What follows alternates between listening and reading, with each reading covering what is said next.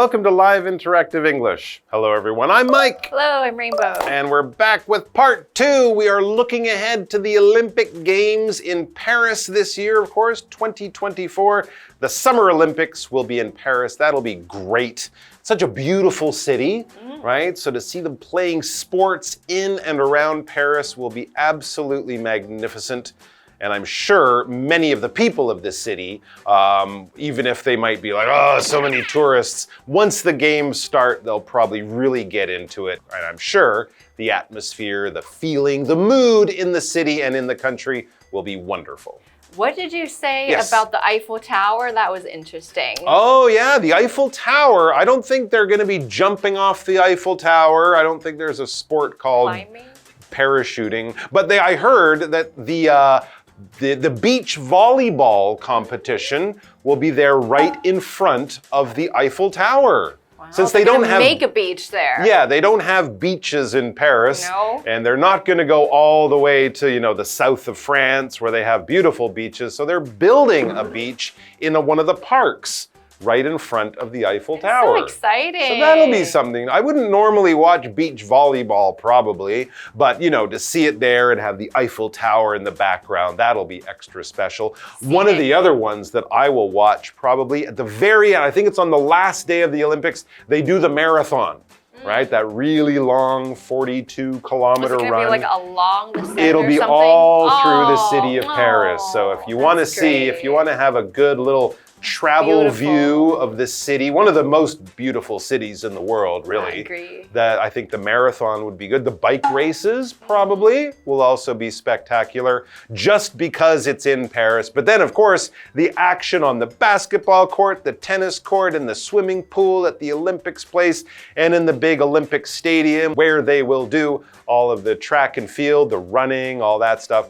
That will all be great because the competition level is so high. So today, we're going to be looking ahead to some of the people we might be meeting during the Olympic Games. There's a few great athletes we're expecting to see do amazing things. But another wonderful thing about the Olympics is we will meet new heroes, people who come from nowhere and suddenly win amazing events. I think it was 3 years ago in Paris, an Italian guy won the 100 meters, which I think shocked everyone. It's kind of random, isn't it? So, every Olympics kicks up some surprising, amazing story of amazing people doing incredible things in the field of sports. So let's check it out.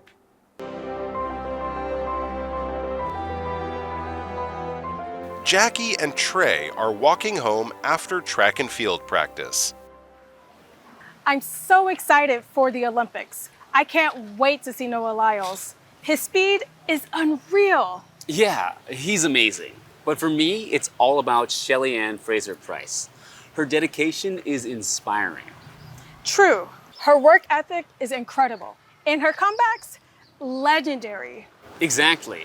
Watching her compete gives me hope that I can achieve my dreams if I work hard. I feel the same about Noah. His attitude toward challenges motivates me to push harder. It's going to be so cool to see them in action. Maybe one day, that'll be us. Definitely. Let's keep training.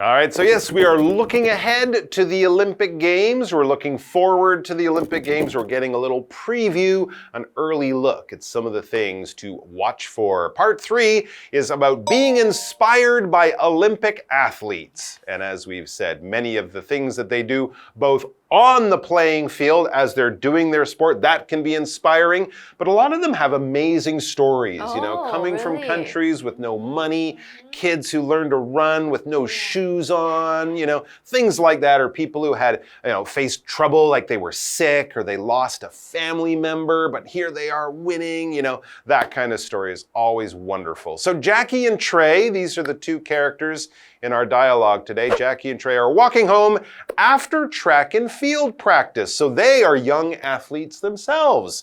And who knows, one day they might be at the Olympics too. Jackie says, I'm so excited for the Olympics. I can't wait to see Noah Lyles. His speed is unreal. Yes, he's an American runner. He will be definitely a top choice or a top contender for the gold medal in the 100 meters and the 200 meters, I believe, too. So if you want someone to run fast, Noah Lyles is your guy. Of course, Usain Bolt, everyone remembers him from Jamaica. He's retired. Noah Lyles might be taking some of his prizes or maybe even breaking some of his records. Trey says, yeah, he's amazing. Noah Lyles is amazing, very, very fast. But for me, it's all about Shelly-Ann Fraser-Pryce. Her dedication is inspiring and her hair is phenomenal. She's a Jamaican sprinter, a woman, and she has the most amazing hair. It's always a different color. I'm betting that it might be red, white, and blue this time for France. Or maybe it'll be black, yellow, and green for Jamaica. Who knows? But I find it hard to watch her because I'm always looking at her hair. Good views, good views. Maybe that's her intention, right? Oh, definitely. Distract everyone. She's amazing. True. Her work ethic is incredible. And her comebacks, legendary. Yeah, absolutely. To be an athlete and to be so good that you go to Olympics after Olympics, you have to work amazingly hard to do that and be lucky to stay healthy. Anyways, Trey says exactly. Watching her compete gives me hope that I can achieve my dreams if I work hard. Because all of these athletes face difficulty. The amount of sacrifice they do, training every day for years and years and years, it is absolutely awe-inspiring. I feel the same about Noah. His attitude toward challenges motivates me to push harder. Okay. Oh, yeah, motivation is really important. To motivate means to encourage and lift up somebody. So if someone motivates you, they might say, you are doing great. I really need you to be on this team. I think you are very talented. Don't give up. You can definitely do it. So there are so many different ways to motivate people. We can do so with our encouraging words and actions and behaviors and just sticking around and encouraging them when they have a hard time. Noah's speech motivated his students. Oh, okay. So the students are facing a lot of exams. They're feeling, I'm not going to do well. He's like, you can do it. You're smart enough to do it. If you work hard, you will reach your goals. And that gives the kids some fuel, makes them work a bit harder. Back to Trey. He says, it's going to be so cool to see them in action. I don't know if they're going there to watch them in live in person or just watch them on TV. But yes, it is very cool to see them in action. As I said, many of these athletes, we don't really get to see them too often, except in the years when they have Olympics. So that's fun. Maybe one day, he says, that'll be us. So he has dreams of maybe representing Chinese Taipei, representing Taiwan at an Olympics in the future. Any young athlete, that would definitely be a dream come true. Definitely. Let's keep training. Okay, right after I take a nap. Okay, guys, we'll have a break and then we'll be back.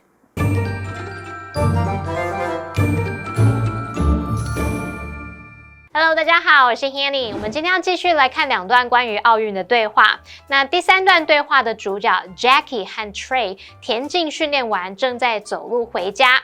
Jackie 聊到他对奥运感到非常兴奋，他迫不及待想要看到美国田径运动员诺亚·莱尔斯。Mike 老师提到这位人选呢是非常有可能夺下金牌的人选。那老师用到 contender 这个字 ，C-O-N-T-E-N-D-E-R contender 表示竞争者或者是争夺者。好，那么 Trey 则提到这个牙买加的短跑女将谢利安·弗雷泽普莱斯，那她全力以赴的精神令人鼓舞。文中有用到 inspiring 是形容激励人心的。那么 Mike 老师这时候还有提到all-inspiring， 在 inspiring 前面加上 AWE 还有连字号，那这样的形容词是形容令人惊叹的、令人敬畏的。其中的 AWE 它是表达惊叹或是敬畏，是个名词。好，那老师还有用到 phenomenal 来描述这一位女运动员的头发造型，她的鲜艳特殊发色也是众人关注的焦点哦。那我们补充一下 phenomenal 这个形容词 PHENOMENAL， 那 phenomenal 可以形容是非凡的，或者是形容杰出的。好，对话里面的 Jackie 和 Trey 认为啊，这些运动员面对挑战的态度，激励了他们要更加努力，也给了他们实现梦想的希望。也许有一天上场的就会是他们哦。好，那我们来看一下单字 motivate。motivate 是动词，它就表示激发、激励或者是使产生动机。那这边一个重点，我们进入文法时间。好，这边要介绍的是，以动名词或动名词片语当主词的时候，要视为第三人称单数名词，动词要用单数型。例如 ，traveling is a good way to broaden your horizons。旅行是拓展视野的一个好方法。那补充一下，如果是有2个以上的动名词或动名词片语，那后面则是要搭配复数动词，像 Singing and dancing are my favorite hobbies。唱歌和跳舞是我最喜爱的嗜好。好，那另外，如果2个动名词或动名词片语表达的是单一的人物或概念时，则是要接单数动词哦。像 Saving money and budgeting is an important skill to learn。存钱与制定预算是需要学习的一种技能。好，接话课文中。Jackie and Trey continue talking as they walk home. So, what are your predictions for Paris 2024? Well, the US always dominates swimming, right? Yeah, and they're strong in track and field too. Although they usually face stiff competition from the Jamaicans in the sprints. True. And Kenya and Ethiopia always succeed in long distance running. Who do you think will top the medal table this time? Tough call. The US usually comes out on top, but I think France will do well too.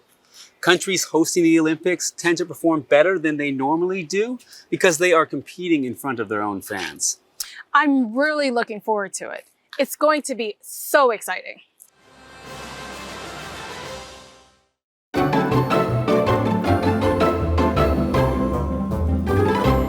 All right, we are back with part 4, the final part of our dialogues about the Olympics. Part 4, ooh, this is a tricky thing to do.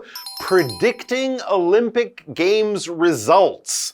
Okay, so if you're kind of an expert in the Olympics or in the athletes and the sports, you might do a good job at predicting who might win medals or which country might win the most medals, but this will take knowledge. If you're predicting something, you're making a guess based on the knowledge that you have, the experience you have, the wisdom you have about a certain subject. If you don't know anything about it, you're like, it'll be that one. That's not predicting. That's just a random guess. That's just guessing, exactly. But when we think of weather forecasts, those people on TV who say, oh, this weekend it will rain on Sunday and be sunny on Saturday. They're predicting it based on science and knowledge and information and things like that. So predicting, we would also maybe call it an educated guess. Yes, that's it's right. a guess based on knowledge that you know, not just hoping that you're right. For example, it can be hard to predict the weather. That's very true, especially when there are storms around or in the springtime when the weather changes. So basically, they're going to try to guess by knowing a little bit about it who is going to do well at the Olympics. Jackie and Trey continue talking as they walk home from their practice. So Trey begins. He says, so what are your predictions for Paris 2024? This could be anything. You know, you could be guessing that, you could be asking who do you think will win things, which country will win. He's probably not, asking what do you think the weather will be like on the first Tuesday of the Olympics? No, he's probably talking about the sports that will be happening. Well, the US always dominates swimming, right? Right, they do. That is absolutely pretty true. Consistent, right? Australia's pretty good. China's been getting better, but the US does often dominate that sport. To dominate means you always come up and you always beat everybody else and you're the best one. So you dominate everybody else, that means you rule over them. You're in charge. If you dominate them in a competition, you're always the winner by far. Bob's team dominated the game. So Bob's team ruled and everybody else just kind of failed. Okay, so some other countries might win a few medals, a few of the races in swimming, but generally the US will win many more medals than all the other countries. Yeah, Trey says he agrees the U.S. dominates in the swimming pool, and they're strong in track and field too. That's right, track and field are athletics.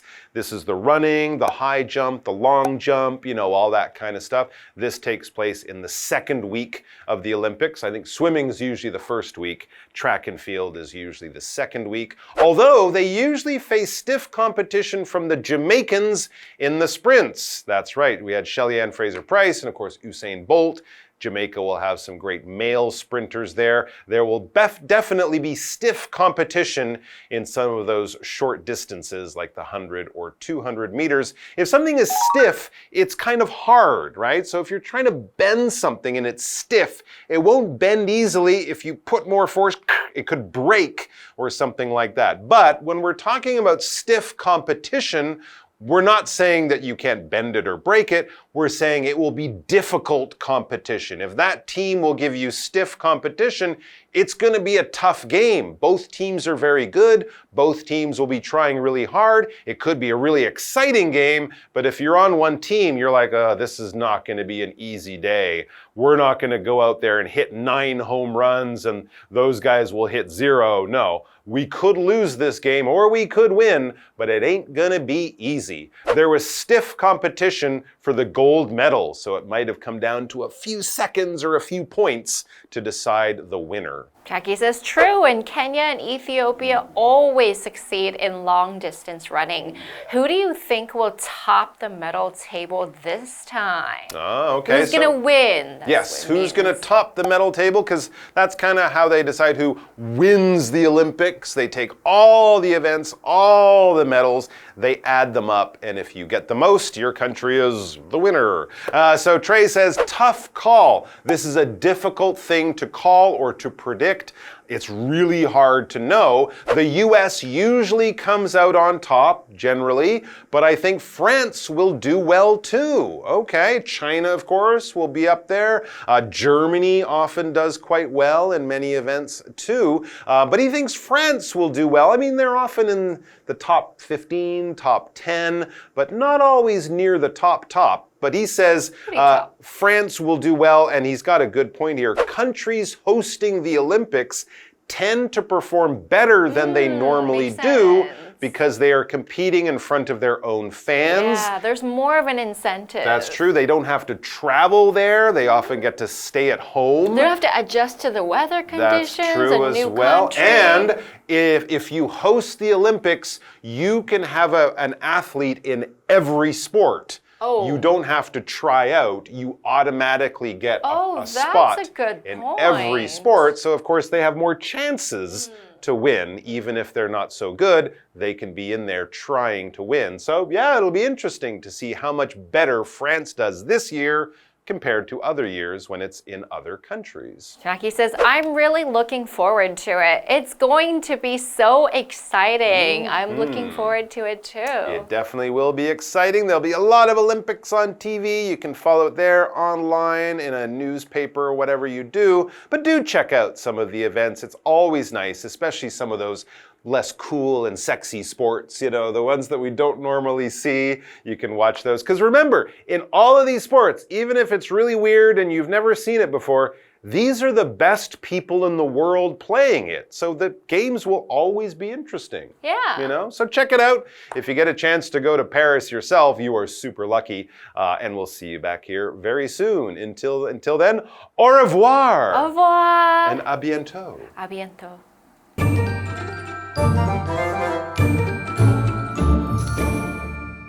好，那第4段对话是关于预测奥运结果 ，predict 这个动词就表示预测、预言，那它的名词是 prediction， 可以表达预测、预料。Mike 老师刚刚有提到这个 educated guess 表示有根据的猜测，表示依据过往经验或是知识所做出的有根据猜测，而不是随机任意的乱猜瞎猜。那补充一下 ，Rainbow 老师刚刚也有提到 random 这个字 ，random 可以形容是随机的、任意的。好，那么 Jackie 和 Trey 在走回家的路上呢，就有聊到他们对2024巴黎奥运的这些预测猜测。那像这个美国呢，一直都在游泳项目上称霸，他们在田径项目也很强。不过在短跑赛常常面临来自牙买加选手的激烈竞争。而接着 Jackie 就问 Trey 觉得这次谁会拿最多奖牌 ？Trey 认为这很难说美国通常是名列前茅，可是他认为法国也会表现得不错。通常这个奥运主办国会表现得比平常更好，因为他们是在自己的粉丝面前比赛，会得到更多的这个鼓励和动机。好，这时候 Rainbow 老师有提到 incentive，incentive 可以用来指这个激励啊、动机或是刺激的意思，是个名词。好，再来看课文单字 dominate。dominate 是动词，它表示在什么什么当中占首要地位，或者是主宰、称霸于什么什么的意思。再来看到 stiff， 在这边当形容词，形容激烈的、艰难的或者是严苛的。好，那以上这些讲解，同学别走开，马上回来哦。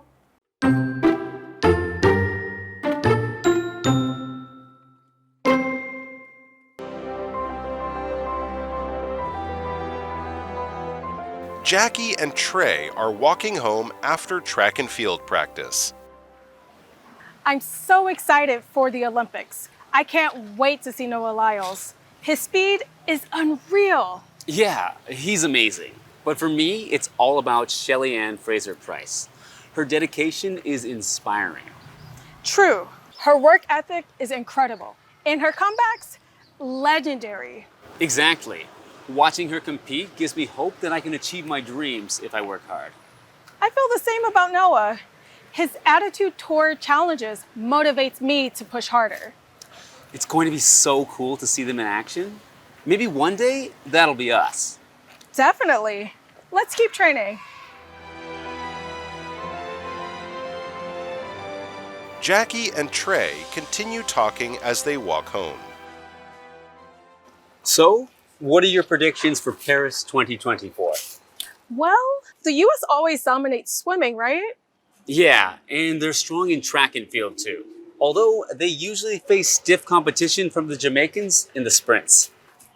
True. And Kenya and Ethiopia always succeed in long distance running. Who do you think will top the medal table this time? Tough call. The US usually comes out on top, but I think France will do well too. Countries hosting the Olympics tend to perform better than they normally do because they are competing in front of their own fans. I'm really looking forward to it. It's going to be so exciting.